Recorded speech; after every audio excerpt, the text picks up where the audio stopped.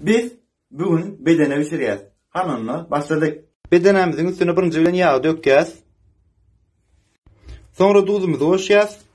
Inni garawurçy goşýas. Inni gowy edip masaj etýäs.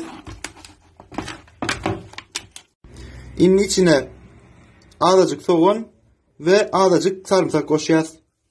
Ve azajyk petruşka goýýas.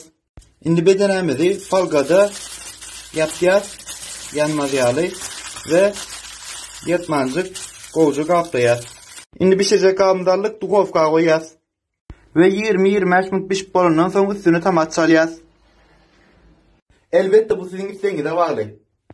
5 minut pişenden sonra naharymyz taýýar.